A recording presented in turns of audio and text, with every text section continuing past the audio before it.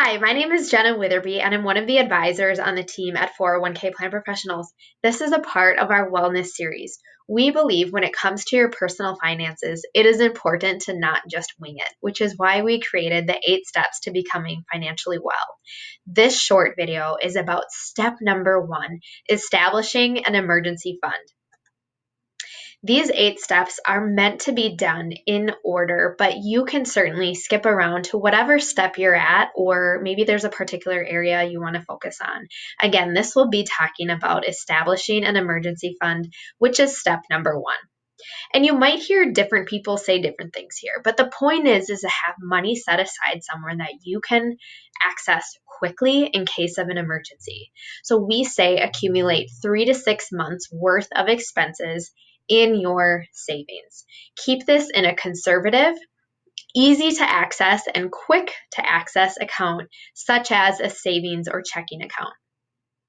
Don't let unexpected expenses bust your budget. And we all will have unexpected expenses arise from time to time, no matter what. Some examples are your car breaks down, you lose your phone, you break your phone, your pet needs an emergency visit, your furnace goes out in the middle of winter and you live in Minnesota.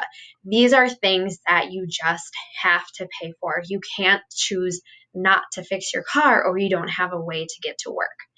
And so we say, don't let a car problem, for example, become a money problem. You want to be able to have money set aside to pay for these things outright by yourself when these types of things arise. When you pay for unexpected expenses with an emergency fund instead of a credit card or a loan from a financial institution or a loan from a person, your emergency fund really becomes a buffer between you and increased debt.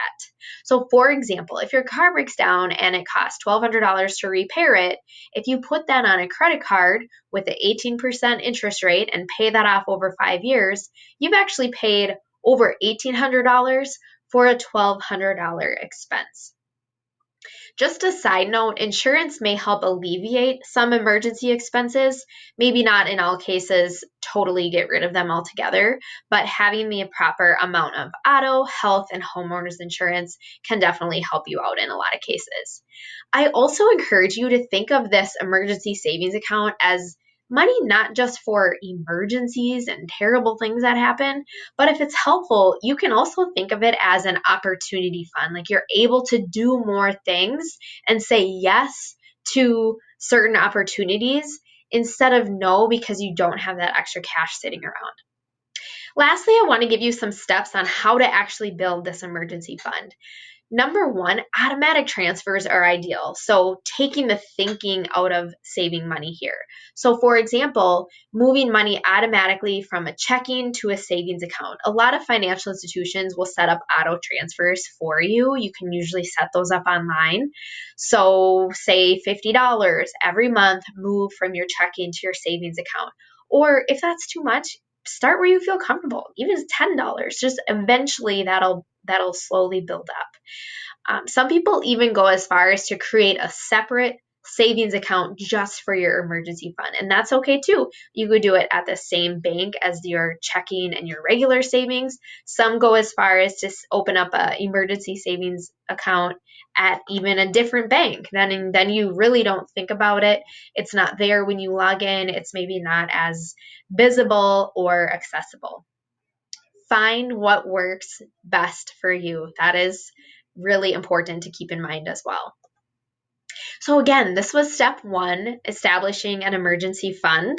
Next, we'll go to setting a goal to save at least 5% through your employer-sponsored 401k plan.